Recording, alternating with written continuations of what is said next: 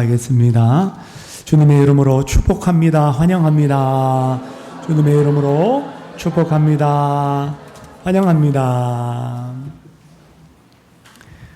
이 세상이 비록 영적으로 어둡고 또 그 어둠 속에서 우리가 살아가고 있지만 하나님의 구원의 계획은 여전히 계속되고 있는 줄로 믿습니다. 이것을 가리켜서 구속사라고 합니다.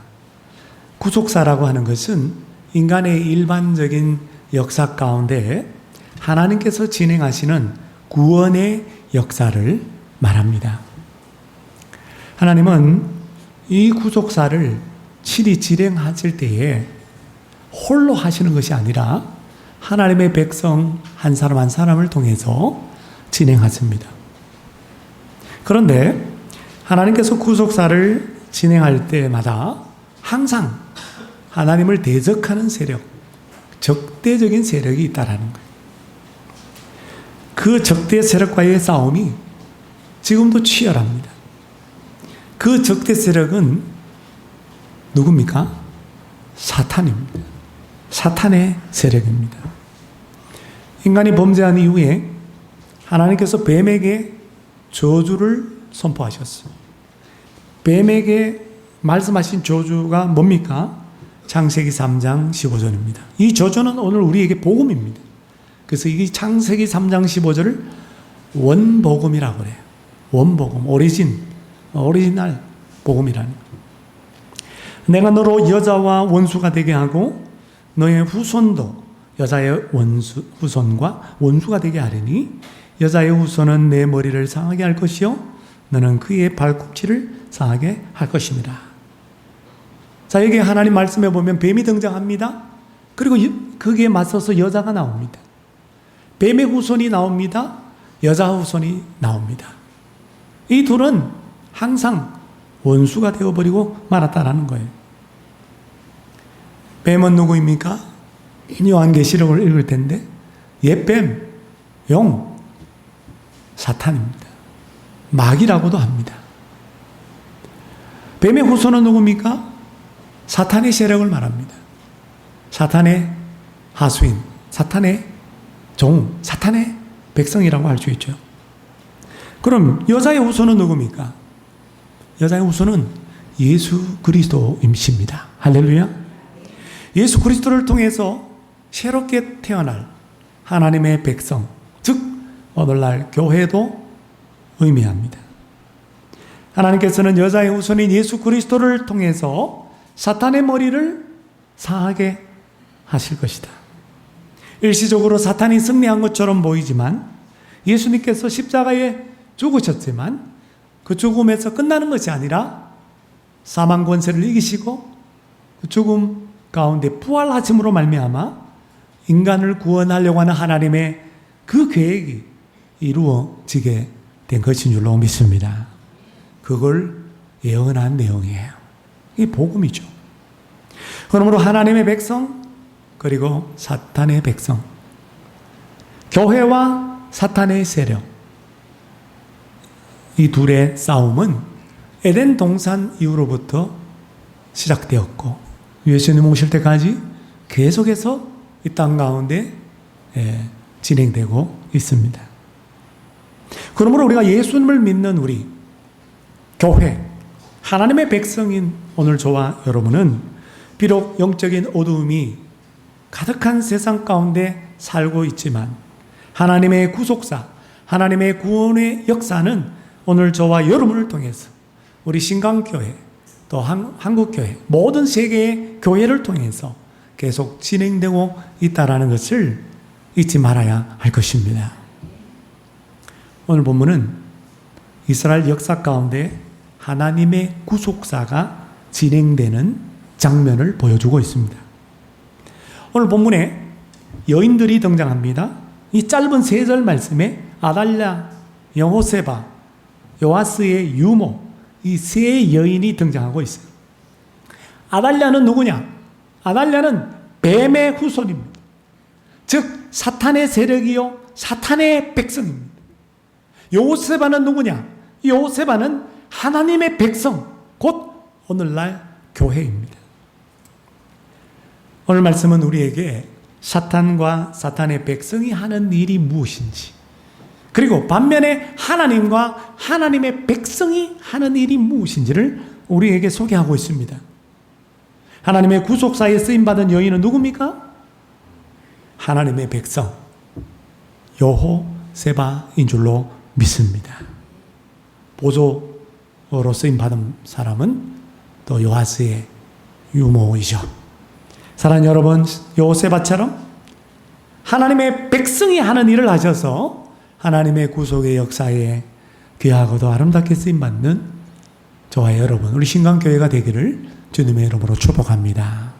크게 두 가지로 오늘 말씀을 할 수 있을 것 같아요. 첫째는 사탄과 사탄의 백성이 하는 일입니다. 오늘 사건의 배경은 북이스라엘이 아니라 남유다입니다. 지난 시간까지 북이스라엘의 예후라고 하는 사람이 왕이 되어서 바알 숭배자를 처단하고 아합 왕가를 멸절시키는 그런 내용을 우리가 함께 나누었다면, 이제 남유다에 주목합시다. 1절 말씀해 보니까 아달랴가 그의 아들 아시아 왕을 말합니다. 남유다 아시아 왕이 죽은 것을 보고 그랬어요. 여러분이 기억나십니까? 남유다 아시아 왕이 죽었어요. 언제 죽었죠? 열왕기하 9장을 읽어보면은 아시아 왕이 자신의 외삼촌인 북이스라엘의 요람 왕이 시리아 아람 나라와 전쟁을 하다가 부상을 입었습니다. 그 왕이 전쟁 중에 부상을 입으니까 곧바로 가장 가까운 이스라엘 별궁으로 요단강을 건너서 거기 들어가서 부상 치료를 받습니다. 자, 그 소식을 듣고 조카인 남유다 아시아 왕이 외삼촌에게 신방을 갑니다. 다시 말하면 병문안을 가게 되죠. 그때 때마침 엘리사 선지자가 엘리사 청년을 통해서 북이스라엘의 왕으로 기름을 부었던 예후에 의해서 발각이 되고, 예후의 칼날에 의하여 남유다 아시아 왕이 도망을 갔는데도 죽임을 당하고 말았습니다. 그 앞에 외삼촌도 요람왕도 화살에 맞아서 죽었죠. 그러니까 이 남유다의 아시아 왕은 왕이 된 지 1년 만에 죽어버리고 맙니다. 신방을 잘 가야 될 것 같아요. 바로 이 아들이 죽은 것을 보고 어머니 아달랴가 뭘 합니까? 무슨 일을 해요? 1절 하반절입니다. 1절 하반절. 왕의 자손을 모두 어떻게 했다고요? 멸절하였다. 여기 왕의 자손은 병행법문 역대하 22장 10절 말씀을 보면 유다 지배 왕국의 씨라고 되어 있습니다. 옛날 개역 한글판에 오늘 1절 말씀에 왕의 자손은 왕의 씨라고 그렇게 번역되어 있었죠. 그러니까 아시아 왕의 아들들을 말합니다. 아들들. 그러니까 아달랴는 왕의 자손을 죽였어. 자기 아들의 아들, 그러니까 자신의 손자들을 무참하게 죽여버린 그 일을 했단 말입니다. 이 왕의 자손이 누군지 아십니까? 이 왕의 자식은 아하시아의 아들이요 아달랴의 손자일 뿐만 아니라 그슬로 올라가면 다윗 혈통의 다윗의 후손들이었습니다. 그러니까 아달랴가 정권을 차지해서 여왕이 되어서 다스리려고 하는 그것으로 이것을 보면 안 되고, 그녀가 사탄의 하수인이 되어서 다윗 왕가의 혈통을 끊으려고 했단 말이에요. 다윗의 후손을 하나도 남김없이 다 멸절시키려고 했다는 것입니다. 이게 뭡니까? 하나님을 대적하는 일이었죠.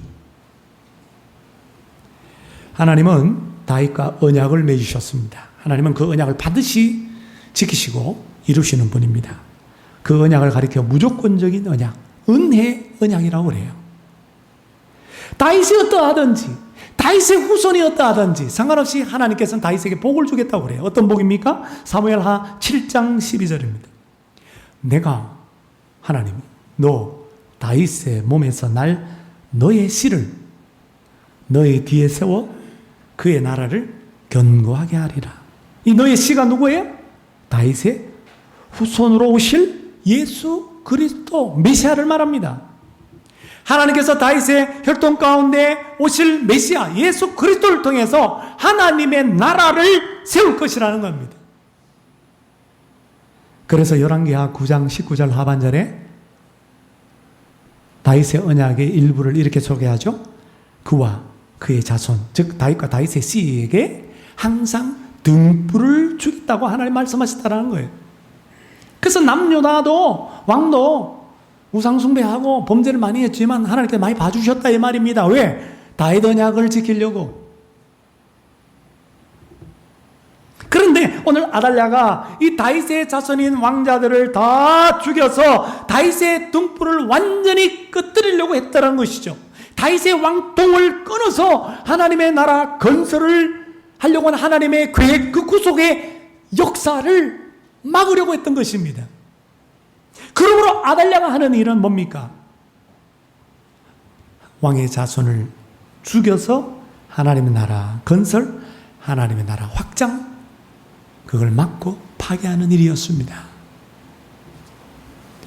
여러분, 또 사탄의 하수인들은 에덴 동산 이후로부터 끊임없이 이 땅에 하나님의 백성들에 의해서, 교회에 의해서 하나님의 나라가 건설되고 확장되지 못하도록 방해하는 일을 그들 나름대로 열심히 해왔습니다. 사탄의 사명이, 사탄의 백성은, 사탄의 종들은, 사탄의 세력들은 역사 가운데 보면 하나님의 백성을 핍박했고, 교회 역사 가운데 보면 교회를 죽이려고 그 일을 수행해 왔습니다. 구약의 역사를 봐도 마찬가지. 이집트 파라오가 하나님의 백성인 히브리인들을 번식이 너무 지나치니까, 그러다가는 혹시 이들이 대모를 일으켜서 이 애굽을 정복할까 봐 두려워서 이 파라오가 술수를 써요. 히브리 산파를 시켜가지고 히브리 여인들이 애를 낳는데 여자가 태어나면 살려주고 남자아이가 태어나면 죽여버려라. 산파에게 이집트 왕이 명령을 내렸습니다.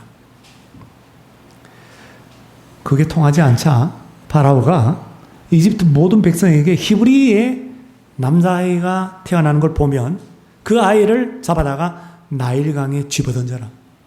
악어밥이 되도록 집어던져라. 그렇게 명령을 냈습니다.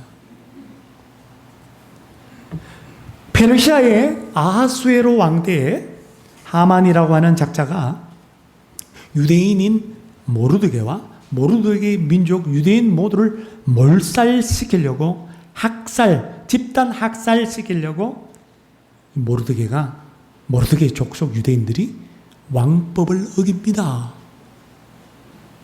그렇게 거짓 모함을 했어요.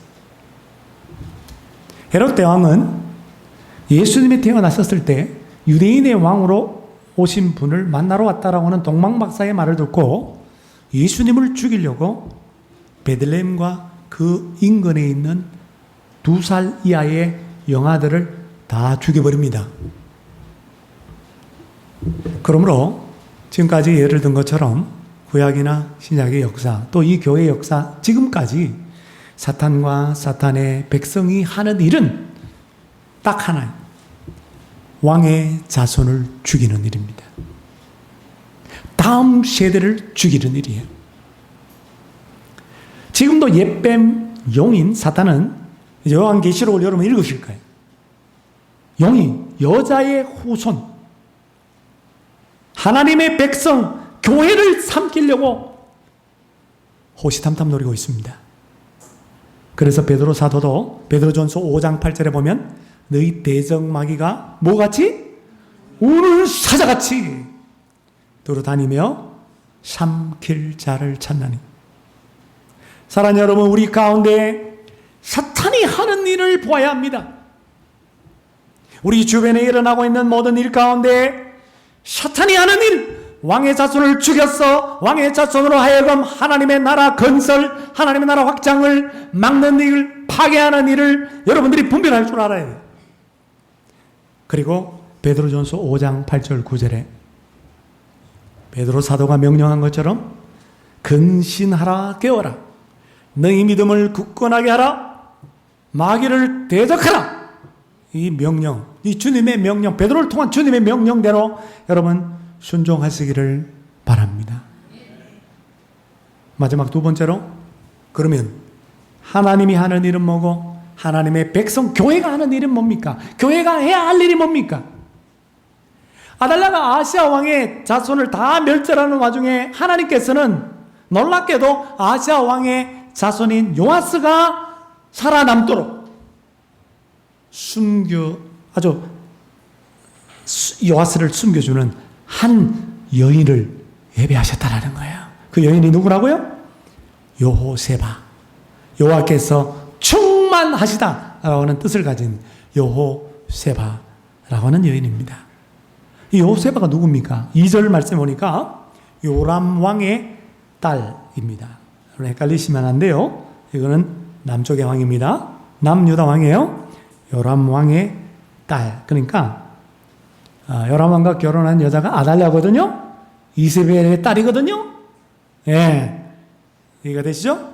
예, 요람 왕의 딸. 근데 요람 왕의 그러니까 아달랴가 낳은 딸이 아니라는 거예요. 아달랴가 낳은 딸이 아니야. 의붓 딸이야. 그래서 요람 왕의 딸이긴 하지만 배달은 딸이에요. 무슨 말이냐면 의붓 딸이에요. 의붓 딸. 그러니까 학자들은 후궁의 딸이 아닐까.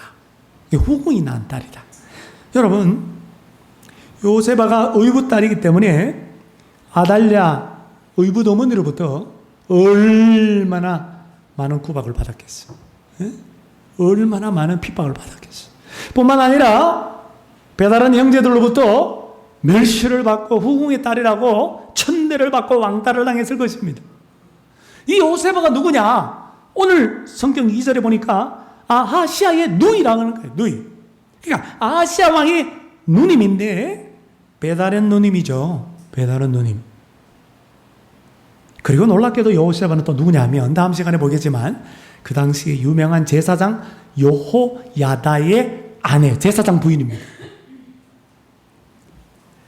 여호세바는 아시아 왕의 자손들이 멸절되는 상황 속에서 아시아 왕의 자손 유일하게 하나 남은 요아스 한 살박이 조카.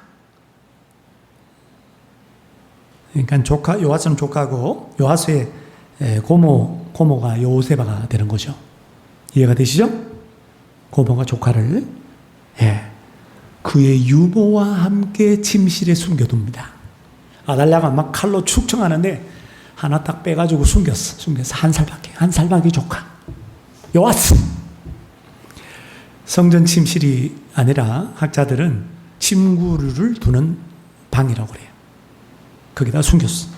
몇 년 동안 숨겨요? 오늘 성경에 보니까 6년 동안. 그러니까 6년 동안 아달랴가 아들 아시아의 뒤를 이어서 엄마가 왕노릇을 한 거예요. 그 6년 동안 아달랴의 그 폭정 가운데 시푸른 그 여인의 눈빛을 피해서 성전 안에 깊숙이 자기 조카 요아스를 여호세바가 가슴을 졸이면서 오늘이나 내일이나 발각될까봐 조마해하면서 이 아이를 키웠습니다. 유모가 젖을 먹으면서 키웠어.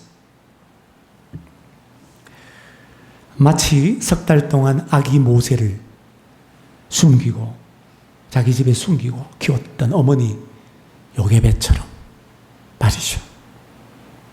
만약 발각이라도 되면 어떻게 돼요? 영모이기 때문에 이 반역이기 때문에 요세바 자신과 자신의 남편 제사장 요야다까지도 죽음을 면치 못하는 것입니다. 그런데 이 여자가 요세바라고 하는 이 제사장의 아내가 목숨을 걸고 요수아를 6년 동안 숨기고 키웠다라는 거예요. 하나님께서는 이 요셉아 이 여인을 통하여서 다윗의 등불이 완전히 꺼지지 않도록 불씨를 포선했던 것이죠. 할렐루야.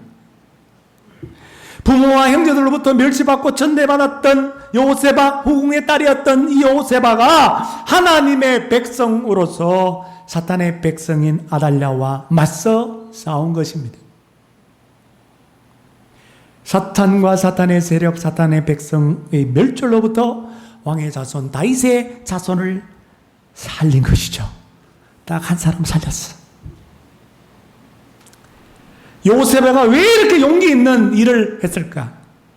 자기의 목숨을 걸고 이 일을 한 이유가 뭘까? 생각해 보니 이 일이 다윗 언약에 근거한 하나님의 뜻이라는 것을 알았기 때문입니다. 뿐만 아니라 이 일이 내가 제사장의 아내로서, 내가 요아스의 고모로서 하나님의 나라를 이룰 수 있는 방법이라고 생각하고 이것이 나에게 맡겨주신 여인으로서 사명이라고 믿었기 때문입니다.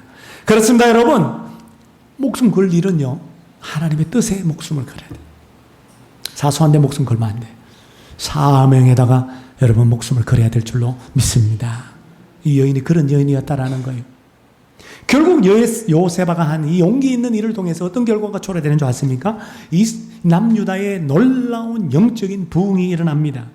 예후는 칼날로 바알 숭배자, 우상 숭배자 다 처단하고 왕가까지도 다 죽여버리는 일을 했지만, 그러나 요셉아가 숨겨두었던 이 요아스라는 이 아이를 통해서 이 요아스가 왕이 되면서 무슨 일을 하냐면, 역대하 24장 7절에 보면 아달랴의 아들들이 많았는데 그 아들들이 하나님의 성전까지도 파괴하고 하나님 성전에 있는 물건을 도둑질 해가지고 바알에다 갖다 바치고 바알 신당에다 갖다 놨어.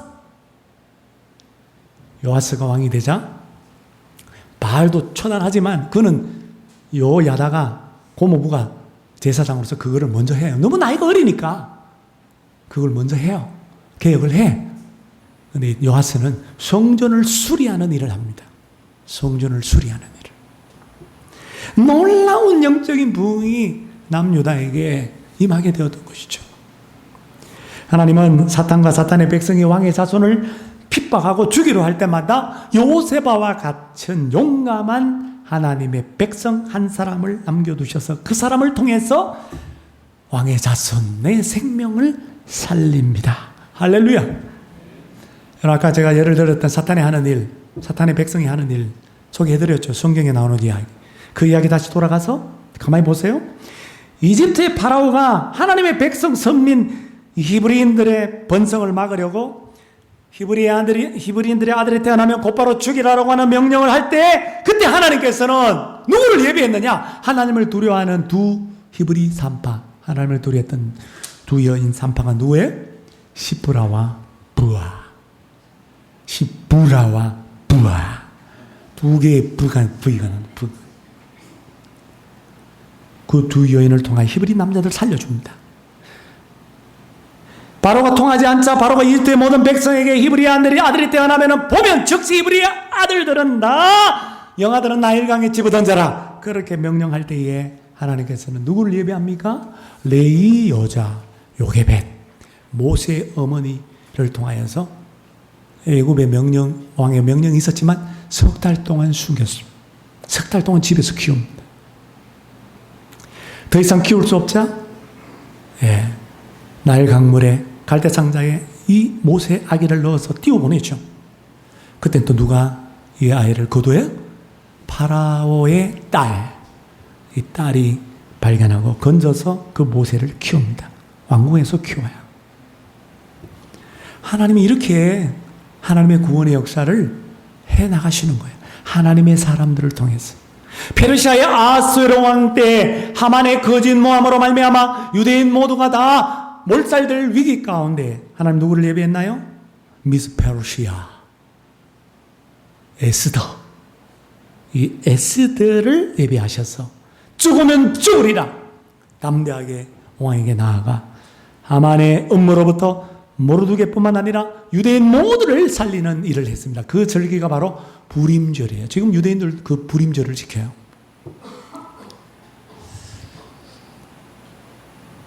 헤롯 대왕이 유대인의 왕으로 나신 예수 메시아를 죽이려고 할 때에 하나님께서는 동방박사들에게 꿈에 나타나셔서 헤롯에게로 돌아가지 마라 그렇게 지시하셨는데, 동방박사들이 그 꿈에 하나님의 지시를 거절할 수도 있지만 그러나 순종하고 다른 길로 집으로 고국으로 돌아갔습니다. 결국 보고해라, 아기 예수가 어디서 태어났는지 보고해라, 메시아가 어디 태어났는지 보고해라. 헤롯 대왕의 명령을 어기고 주님의 명령 따라 가버린 거예요. 그래서 예수님을 살린 것이죠. 이처럼 하나님, 그리고 하나님의 백성 교회가 하는 일은 사탄과 사탄의 세력으로부터 왕의 자손을 숨기고 왕의 자손을 살리는 일입니다. 이 일은 오늘날 예수 그리스도를 통하여 새롭게 된 하나님의 백성인 교회인 오늘 저와 여러분 한 사람 한 사람이 반드시 해야 할 일이라는 거예요. 왕의 자손을 숨기고 살리는 일은 거창한 일로부터 시작되는 것이 아니라 우리가 하는 일상적인 작은 일로부터 시작된다는 사실을 여러분 기억할 수 있기를 바랍니다. 영국의 존 에글렌이라고 하는 집사님이 계셨는데요. 1850년 1월에 어느 주일날 아침에 일어났는데 보니까 교회 가기가 싫어. 왜냐하면 창밖을 보니까 자기가 살고 있는 이 콜체스터라고 하는 이 타운에 어마어마한 폭설이 내린 거예요. 그렇잖아요, 여러분. 눈이 뭐 이만큼 쌓였는데 교회 10km 떨어진 교회에 갈 마음이 생기겠어요? 집사인데. 그래서 이 집사님이 오늘 교회를 안 가려고 했어. 근데 가만히 생각해 보니까 뭐 집사도 몇 명 없어 보니까. 근데 아니 이렇게 눈이 많이 왔는데 집사인 내가 안 가면 누가 오겠냐? 누가 교회에 오겠냐? 그런 생각이 들어가지고 그래도 교회를 한번 가보자. 장화에다가 발을 쑥 밀어넣고 모자를 눌러쓰고 외투를 챙겨 입고 단단히 챙겨 입고 10km 떨어져 있는 교회까지 투벅투벅 걸어갔습니다. 눈밭을 헤치면서 그렇게 걸어갔어. 교회 딱 도착했는데 가보니까 교회 안 가고 집에 물러 있어야 되겠다라고 생각한 사람들이 굉장히 많았나 봐요. 그날따라 교인들이 거의 안 왔어. 몇 명 왔느냐 보니까 12명. 그리고 한 명 봤는데 13살 먹은 소년인데 보니까 우리 교회 교인은 아니야. 근데 아마 친척 집에 잠깐 왔다가 주일 지키려고 온 방문자 소년이 있었어. 그날따라 목사님도 눈길이 막혀갖고 못 오겠다는 전갈이 온 거예요. 누군가 집으로 갑시다. 그냥 우리 예배 드리지 말고 집에 갑시다. 이렇게 말할 법한데 아무도 그런 얘기를 안 해요. 왜? 눈길을 뚫고 왔으니까.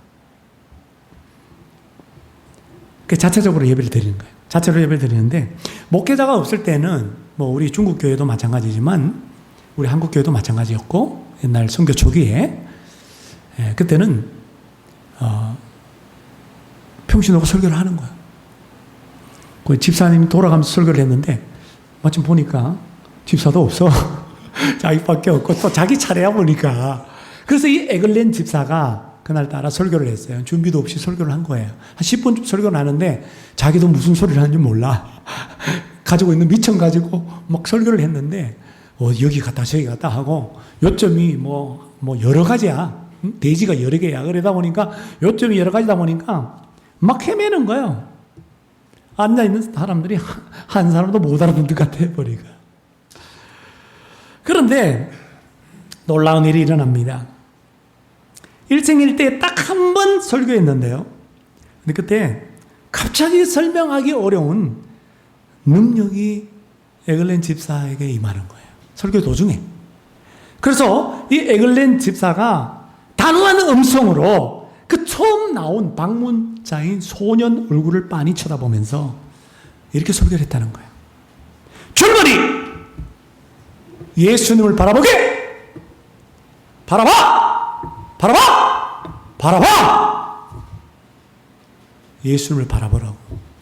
그렇게 설교를 했어요. 저처럼 이렇게 꾸짖는 설교는 안 했겠죠? 예. 아주 그냥 확신 있게 이렇게 설교를 했을 것 같아요. 했습니다.